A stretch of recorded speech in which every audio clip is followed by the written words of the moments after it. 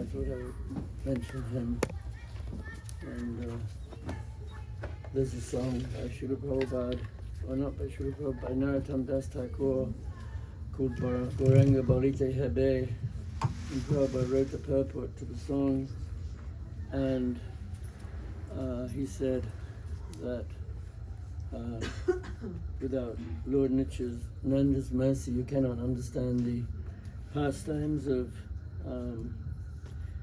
Radha and Krishna. So it's very important to hear about Lord Nityananda. And I'll just read here. I read the purport by Srila Prabhupada. It's a very important purport. It comes up here. It's coming.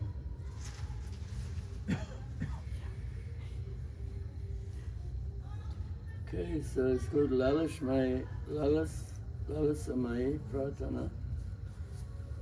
Sri Prabhupada says, this song was sung by Narottam Das Thakur, a great devotee and acharya in the Gaudiya Vaishnava Sampradaya, the disciplic succession coming down from Lord Chaitanya.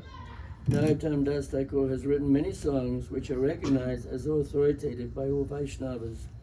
He has sung these songs in simple Bengali language, but the purport, the deep meaning of his songs is very significant. In this song he says, Gauranga Balite Habe Pulaka Sharira.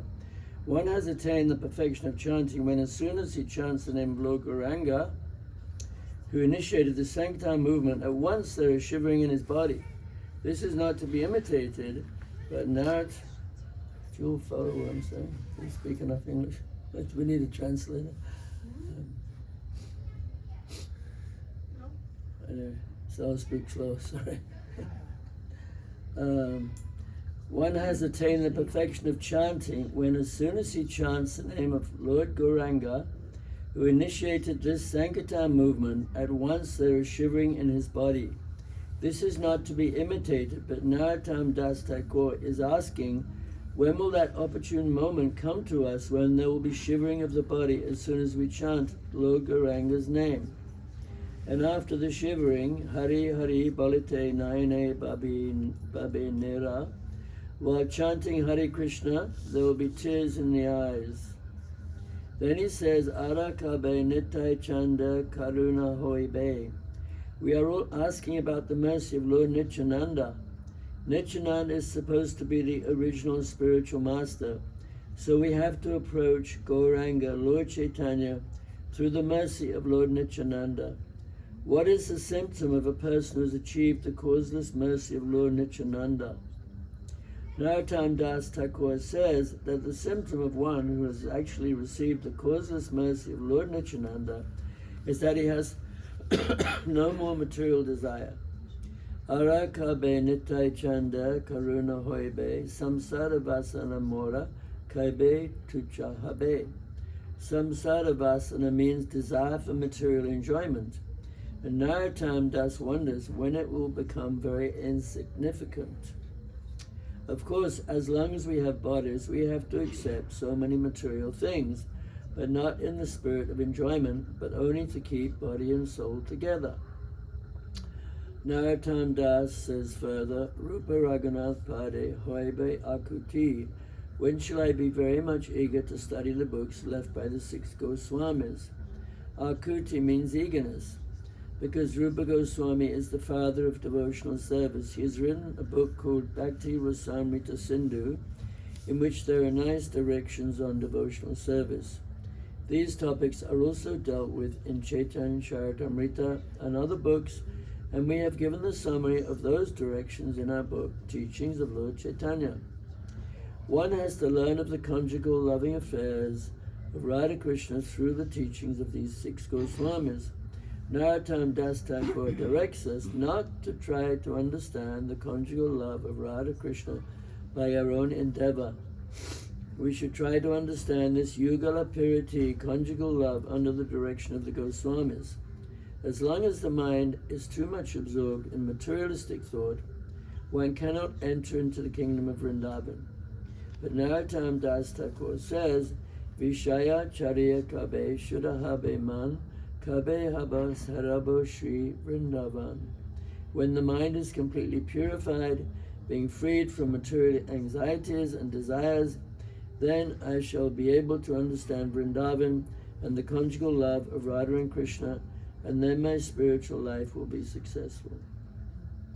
So we have to get the mercy of Lord Nityananda to understand Krishna and Krishna's pastimes.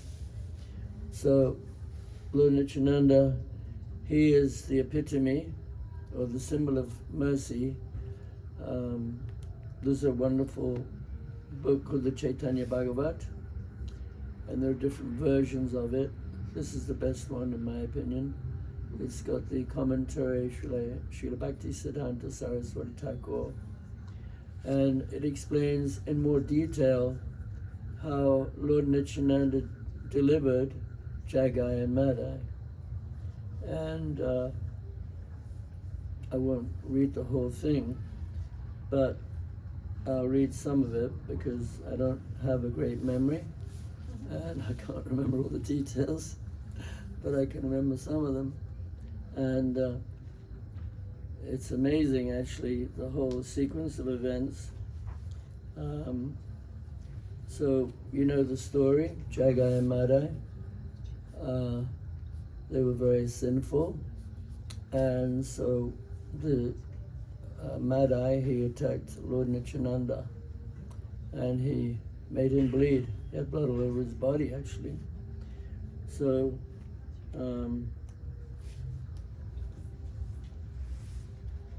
I'll just read a little bit here.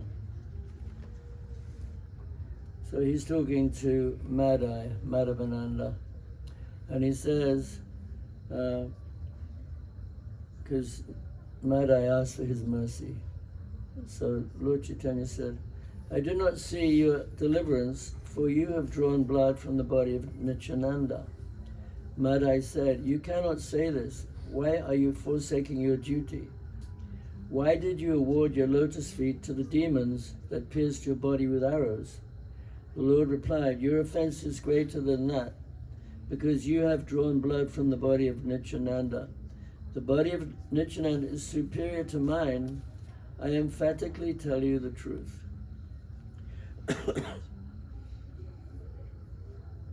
So, anyway, eventually, Lord Chaitanya sort of forgave him. Do not commit further sins. Jagai and Madai replied, never again, O Lord. The Lord said, listen, both of you. I've indeed delivered you today. I take full responsibility for whatever sinful activities you have performed in your previous millions of lifetimes, provided you not commit sins again. And then he says, I will eat through the mouths of both of you, and I will incarnate in your bodies. On hearing the Lord's words, Jagai and Madai fell unconscious in ecstasy.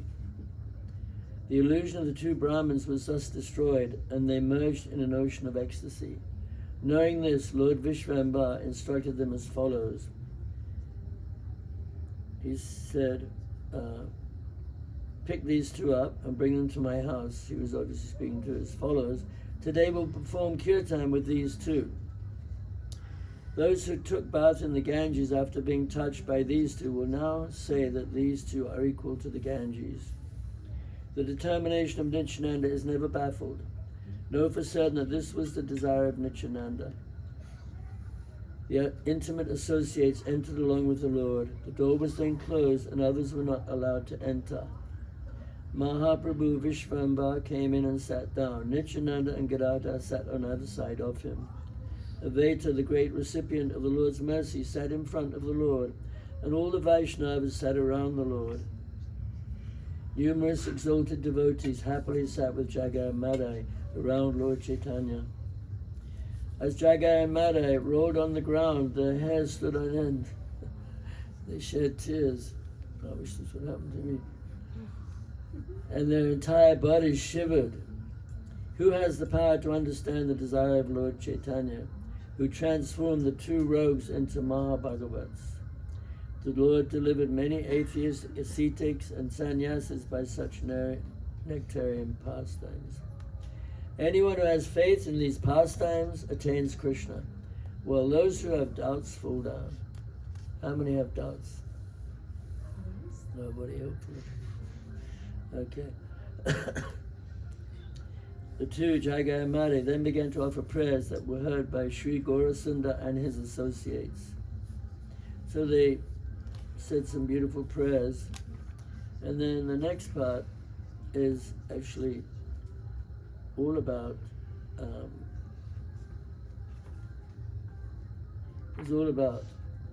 Yamaraj, because Yamaraj, he was bewildered how these two sinful people could actually be freed from their sins and be forgiven. Anyway, then Gauranga, he started dancing. His body was filled with ecstatic love as he sweetly danced. The demigods headed by the four-headed Brahma and the five-headed Shiva came daily and served Lord Chaitanya. Without the Lord's order, no one could see them as they repeatedly offered service to the Lord. They watched the Lord's pastimes throughout the day, and when the Lord went to bed, they would return home. The demigods spoke among themselves in this way as they departed in great ecstasy. Yamaraj would regularly come to see the activities of Lord Chaitanya. Lord Yamaraj asked Chitragupta, you all know who that is? Chitragupta. No. He writes down all the sins of all of us, and when you die, they're all written down. So you better be careful. So he writes everything down. So Lord Yamaraj asked Chitragupta, how many sins did those two commit, and what was the remedy for those sins? Chitragupta replied, "Oh Yamaraj, listen, what is the use of such a futile endeavor? If 100,000 scribes continually recited for 1 month, they would not easily complete such a task. If you heard them with 100,000 ears, you would not hear the complete account. Your servants constantly narrate the sins of these two, and the scribes are frustrated in their attempt to record them. Your servants would always talk about the sins of these two, and they would be chastised as a result." Anyway, they were very sinful. Yamaraj had never before seen such glorious deliverance of fallen souls. They were the ultimate. Yamaraj was by nature a Vaishnava and the personification of religious principles. He knows the confidential purports of Bhagavad Dharma. As soon as Yamaraj heard the words of Chitragupta, he forgot himself due to love of Krishna. He fell unconscious on his chariot, and his body lost all signs of life. His associates, headed by Chitragupta, quickly grabbed hold of him and began to cry. All the demigods were traveling in their chariots and singing the glories of the Lord. Yamaraj's chariot was not moving, however, for its occupants were filled with lamentation. After seeing the deliverance of the two Brahmin demons, everyone was glorifying the nature of that pastime. The demigods headed by Shiva, Brahma, Shesha, and Narada were all glorifying the deliverance of the two. The demigods saw Yamaraj lying in his chariot, which had stopped, so they all stopped their chariots nearby. They were all astonished because they didn't know what had happened. Then Chitragupta explained everything to them. Brahma and Shiva realized that he was absorbed in love of Krishna, so they all chanted in his ear. On hearing the kirtan, Yamaraj got up. As he regained his consciousness, he danced like an intoxicated person. As the ecstasy of the demigods' kirtan intensified, the son of Surya danced in ecstatic love for Krishna. On seeing Yamaraj dance, all the other demigods began to dance. Brahma and Shiva also danced with personalities like Narada. Hear attentively about the dancing of the demigods. It is most confidential, but it will be revealed by the Vedas. Dharmaraj gave up all shyness and danced. He forgot himself in love for Krishna. Remembering Sri Chaitanya, he exclaimed, "All glories to the magnificent deliverer of the fallen souls." He roared loudly, and the hairs of his body stood on end in love of God. There was no end to Yamaraj's ecstasy. He became overwhelmed and cried profusely as he remembered Lord Gauranga. Lord Shiva danced without clothing, which he forgot in his ecstatic love for Krishna.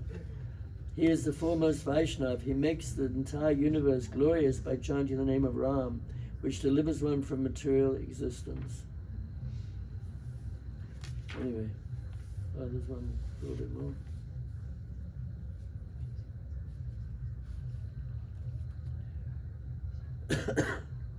After seeing this display of Krishna's glories, predominating deities of the universe like Chandra, Surya, Pavana, Kuvera, Vani, Agni, and Varuna, all servants of Krishna, danced in the ecstasy of love for Krishna. All the demigods danced in ecstasy and forgot who was inferior and who was superior.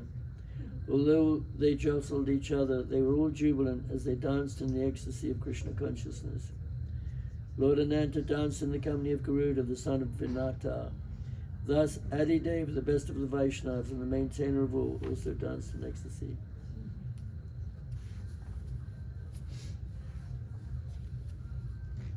Anyway, so Jagai and Madai, they felt very bad, especially Madai. And he was crying, and he felt so sinful. And so Lord Chaitanya went to see him, and he said, by insulting you, one's life is finished, so where will a most sinful person like me go? While offering prayers in this way, Madai floated in an ocean of love. He fell down and took the Lord's feet to his chest. One will never be destroyed if he takes shelter of these lotus feet, which manifest to deliver the fallen souls. Dear Lord, please deliver this surrendered soul. You are Madai's life, wealth, and soul. All glories to the son of Padmavati. All glories to Nityananda, the wealth of all Vaishnavas.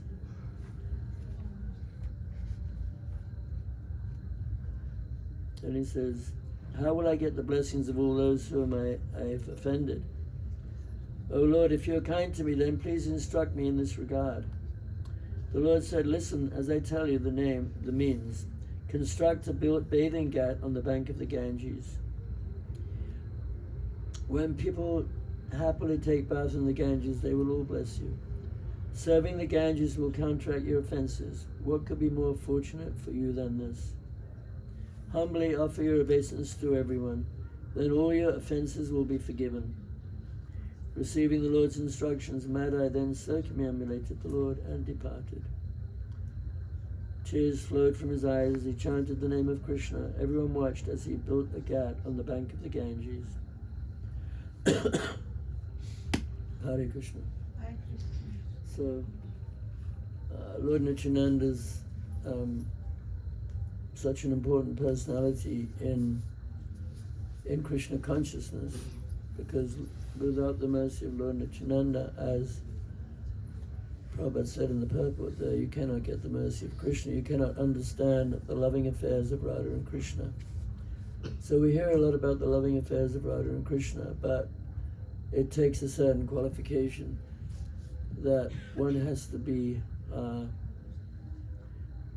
very humble, and that means to recognize one's real identity, that we're all very insignificant, and that we have made many mistakes in the past, and that following the example of Madai, we have to beg forgiveness and try to recompense, make up for what sins we've committed, and try to always do the right thing and serve Lord Chaitanya by spreading Krishna consciousness, because that is what Lord Nityananda is really teaching, is that he's an ocean of mercy, and he and Lord Chaitanya, they came to deliver the fallen souls,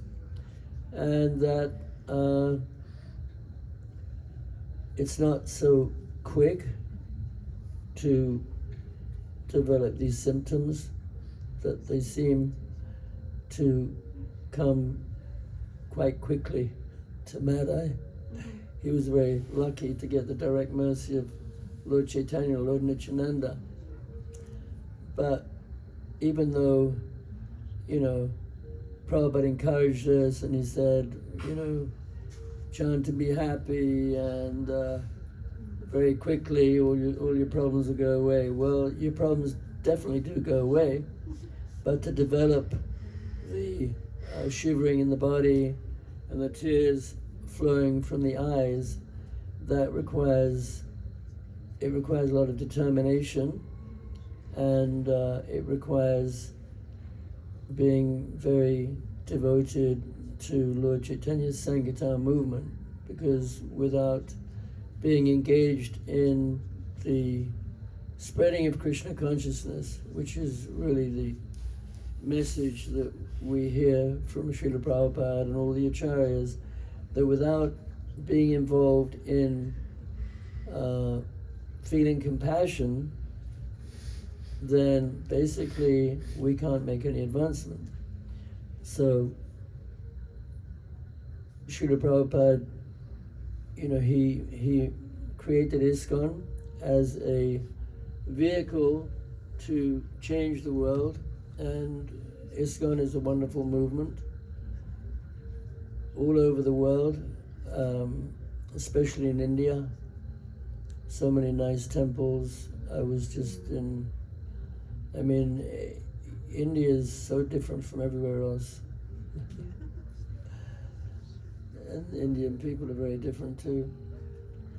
So, I was just in Prayagraj, and there was the temple president there. His name was Chitan something.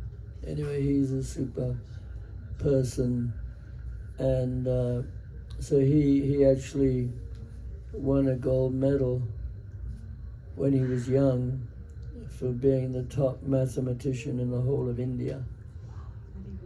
Yeah, he won a medal, and so he went to IIT. You've all heard of IIT.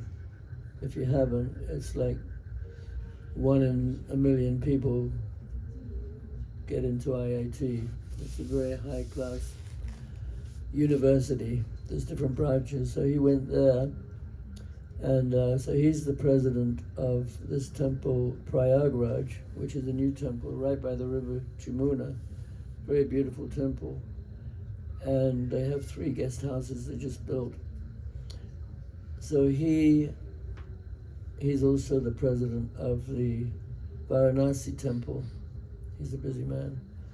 And he came from a Vaishnava family. And his family had land. They weren't necessarily farmers, but they grew all their own food. His father was wealthy. He manufactured some kind of metal containers of some sort. I don't know exactly what. But he said that, he, before they would eat, they would offer the food to the cows, and then to the birds, and then to the dogs. And the young people would feed the old people. And he said that it was a very strict family, and they would never eat outside because they grew all their own food and they had cows. This is ideal. They had 100 family members living on their farm. So there was a lot of family support. This is actually Varnashram, which is why Shiva Ramaraj goes on about it, because it's made for stability. He's a very stable person. So if he had to go out and eat something because of like an invitation, he was obliged to go. When he came home, his mother made him take his clothes off and take a shower and put fresh clothes on before he could come in the house. Very strict. So, India's not an ordinary place, and we know that Krishna and his incarnations always appear in India, but Lord Chaitanya wants Krishna consciousness spread all over the world, everywhere, which is not very easy. Even Prabhupada would sometimes say, his preaching is very, very, very difficult. Prabhupada, he had so many Western disciples, and a lot of times, they disappointed him. They left Krishna consciousness, they fell down, they disappeared. It was very difficult.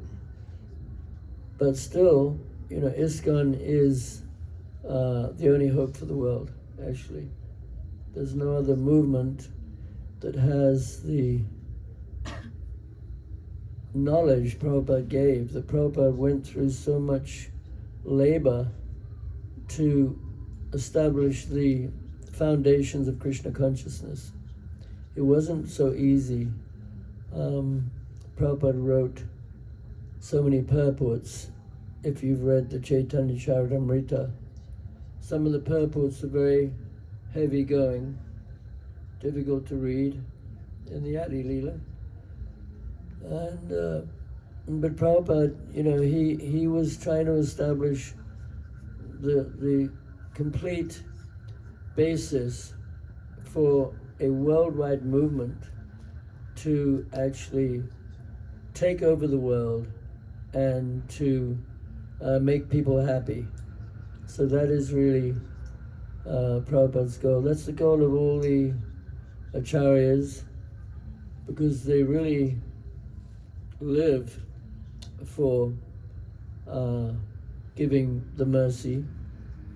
And Lord Nityananda, of course, he was a real character, and he was very merciful. If you've read Chaitanya Bhagavat, it talks about how Lord Nityananda, there are many instances where he manifested great mercy.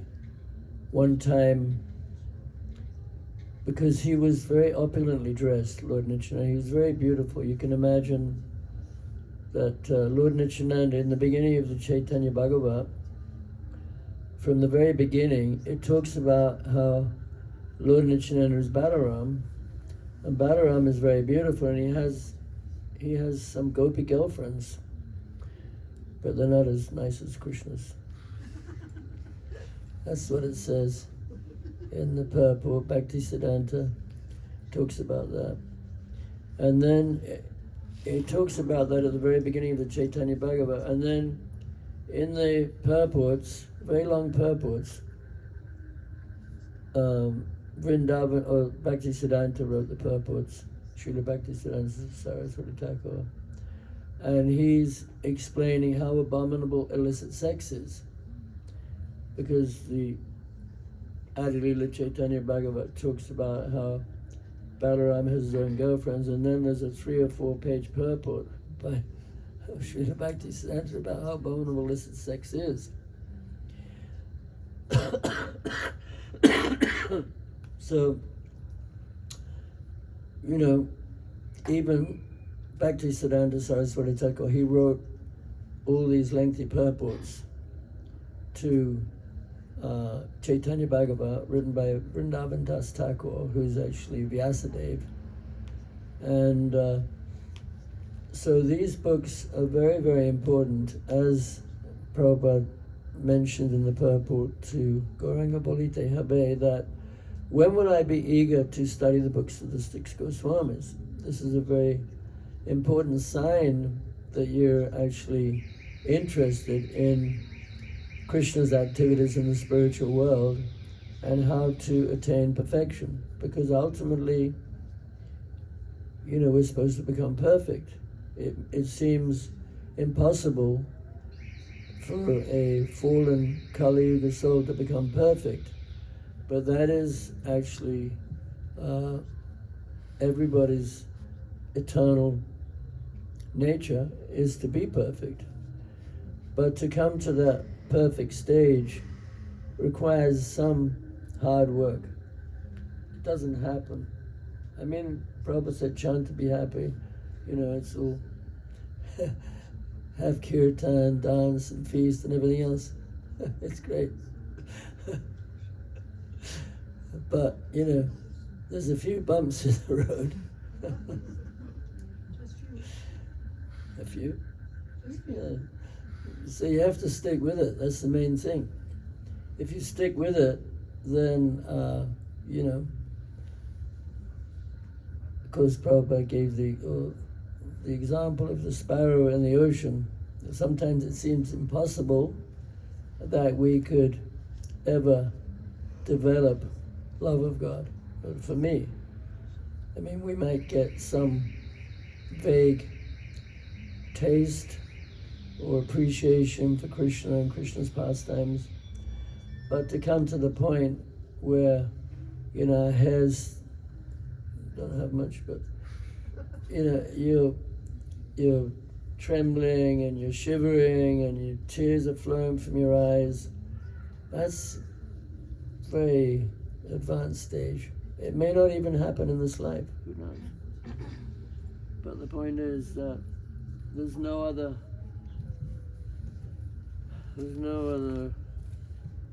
way. And that if we are faithful, because faithfulness is very important for a devotee, that we have to be faithful to Srila Prabhupada and to our spiritual master and to ISKCON, because ISKCON, as we know, even a lot of the senior devotees, they never actually spoke to Srila Prabhupada. I was talking to Niranjan Swami today, he never spoke to Prabhupada. Devamrita Swami never spoke to Prabhupada. When Rameshwar Prabhu was the GBC for LA, he was showing Prabhupada the BBT, and he introduced Devamrita, who wasn't a Swami at the time. He was helping with the 17-book marathon of printing Chaitanya Charitamrita. So Devamrita Swami said, all Prabhupada said was, He didn't say anything. So we didn't really ever speak to Prabhupada. But when I was in London in 1977, when Prabhupada came to Bhaktivedanta Manor, as we know, he was going to America, but he was very sick, as you know, and lots of devotees were there.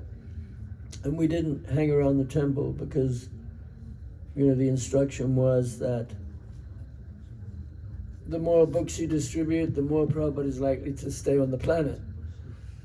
So we were all wildly going out. There were devotees from all over Europe, France, Germany, everywhere. Because there weren't many devotees from Eastern Europe at that time. I don't think there were any Hungarians.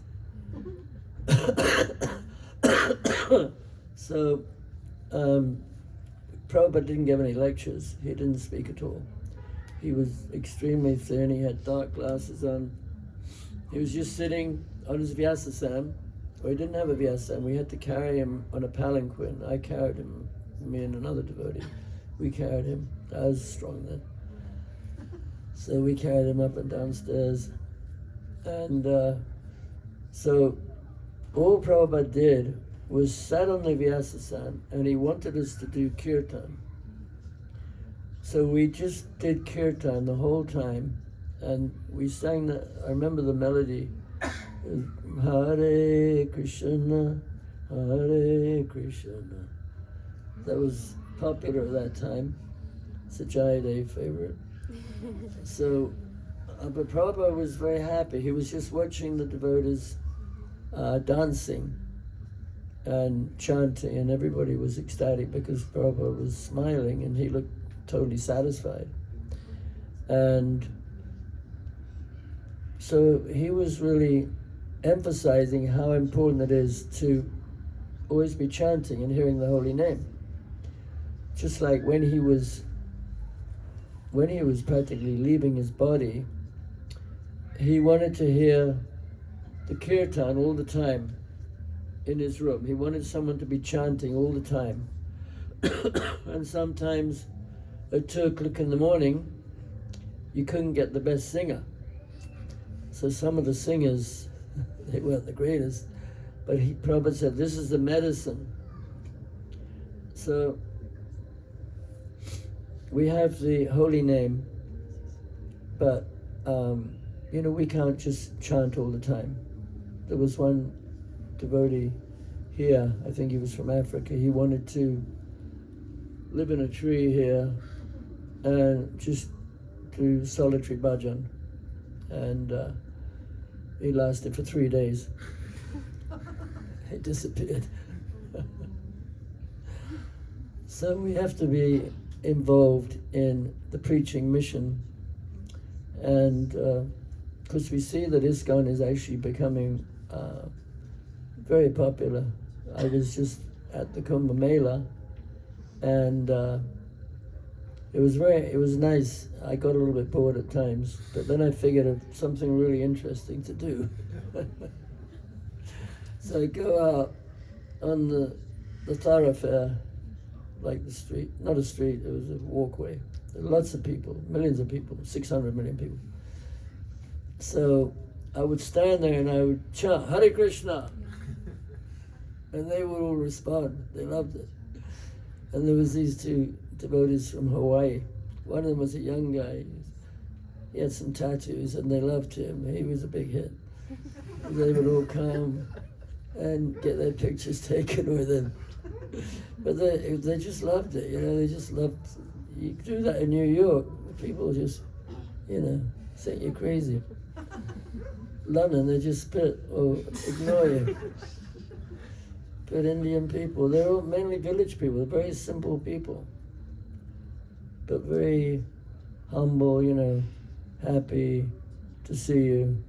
The ones that didn't chant as much were the Naga Babas. Some of them were a bit snooty. But, ISKCON, of course, India's still got some ways to go, because in Mumbai recently, this band, Coldplay, they did a big concert. I mean, I don't think they're that great, but I guess I'm too old or something, I don't know. But Indian people in Mumbai, I read some people were paying $10,000 for a ticket, a bootleg ticket. But then the singer, what's his name? I don't know his name. Anyway, he's famous. You know what his name is? Chris Martin. Chris Martin, yeah. So he went to the Juhu temple, and he Chowpatty, yeah, and he had a long kirtan, and he's just some famous woman, I don't know who it was. And, he was offering aarti. They had a tray with a ghee lamp, but he didn't know how to do it, so he was looking at his friends to see what they were doing. But I'm just saying that, ISKCON is becoming renowned, at least in India, and because in politics in America, we have a crazy president, you probably know that. Yeah. But there's one good thing about him, he has Tulsi Gabbard, who's a devotee, and she is getting a prominent position. You probably know all this stuff, I don't know.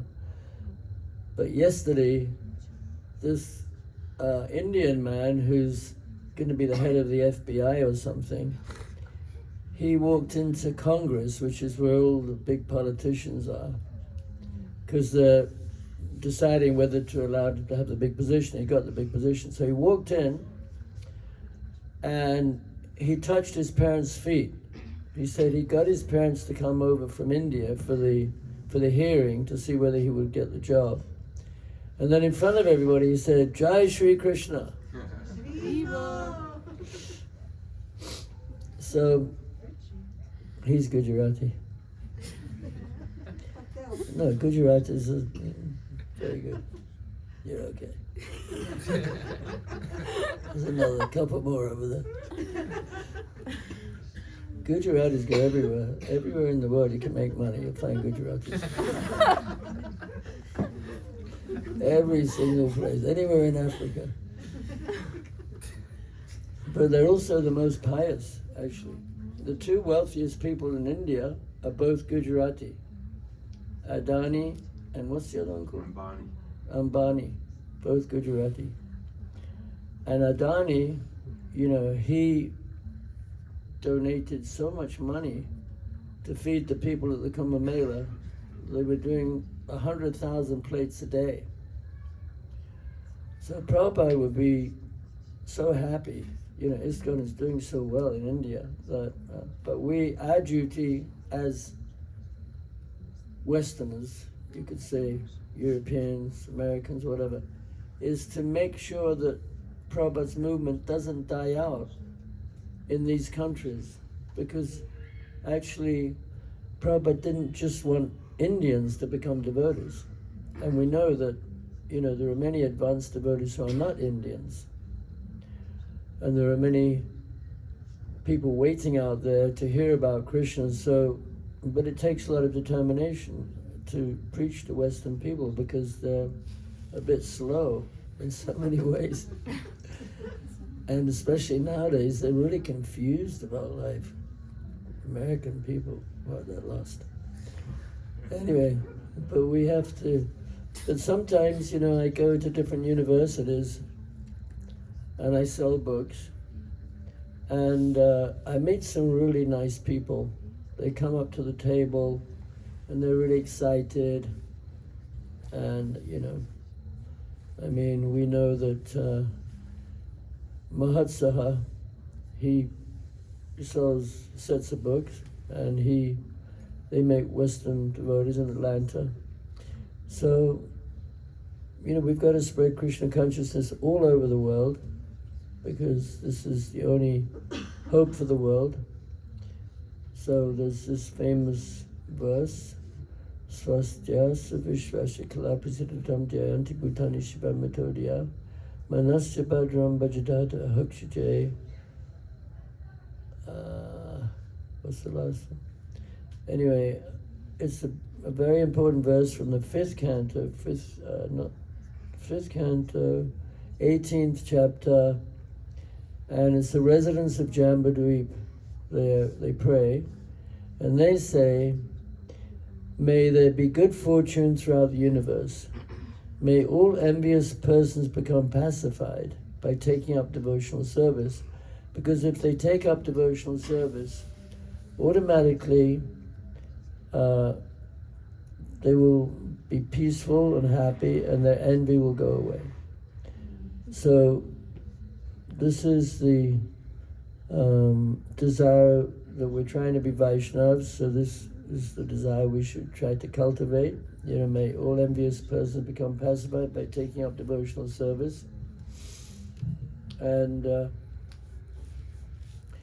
so we also are trying to become ideal, that, you have to show a perfect example. And in the 10th canto, one of the last purports Srila Prabhupada ever wrote, in the story of where Krishna got attacked by the cart demon, and so Mother Yashoda and Nanda Maharaj, they were very concerned about Krishna, and so Nanda Maharaj, he said, "We must get the blessings of the Brahmins." He said, "Yesu yamrita dambasha himsa manu vajita." We must get the blessings of the Brahmins, because the Brahmins' blessings, they never go in vain. If the Brahmins are free from false prestige, not disturbed by the opulence of others, and they have all these good qualities, then their blessings never go in vain. So in the purport, Prabhupada, he says that he wants to create a class of Brahmins, because he wants the Brahmins to bless the world. And if we read the 5th canto, 5th chapter, instructions of Lord Rishabdev to his sons. There's many verses where he blesses, where he's glorifying the Brahmins. So the Brahmins are super important, and as devotees,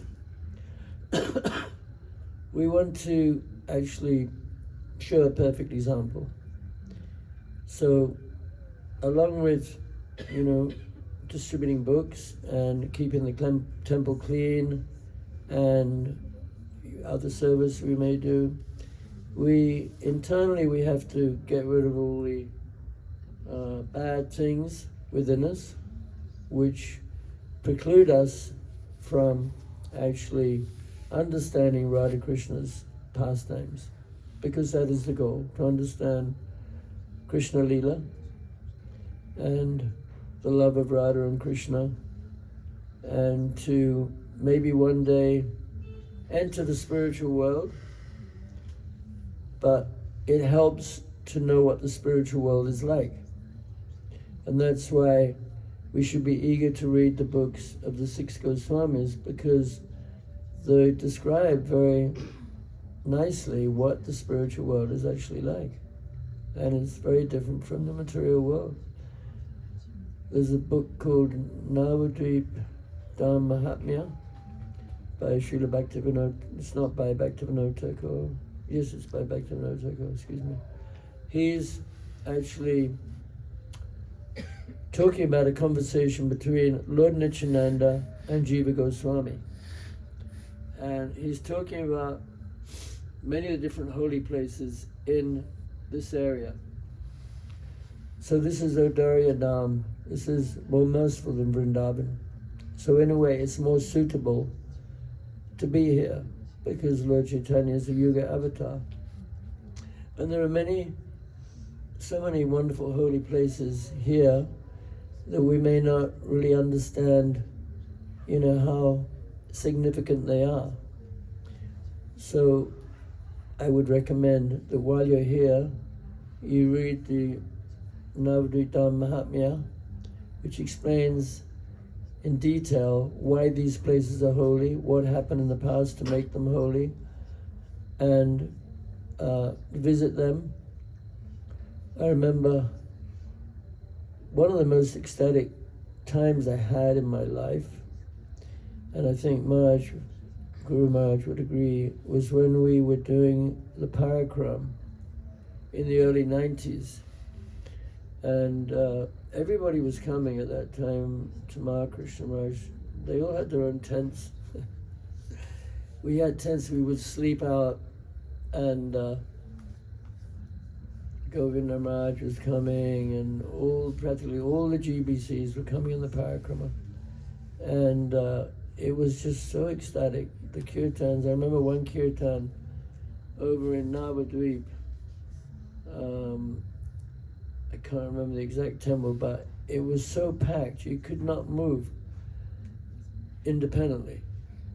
You were like a wave of people. But the kirtan was so ecstatic, and everybody was just absorbed in bliss. So there's a lot of bliss in kirtan, and the parakram, to go around some of these holy places, just to roll in the dust, is very beneficial. So that's what we're trying to do. We're trying to become a particle of dust at the lotus feet of Lord Nityananda, and in this way we can perfect our lives and become happy. Hare Krishna. So I'll finish here. Okay. Hare Krishna.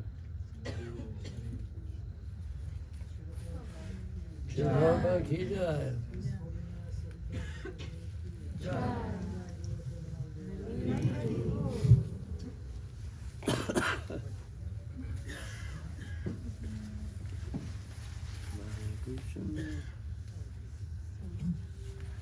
Thank you, everybody. Thanks for coming.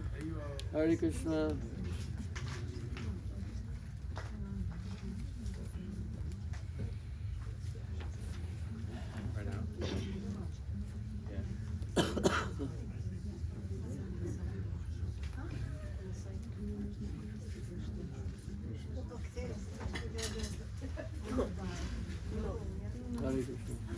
My name.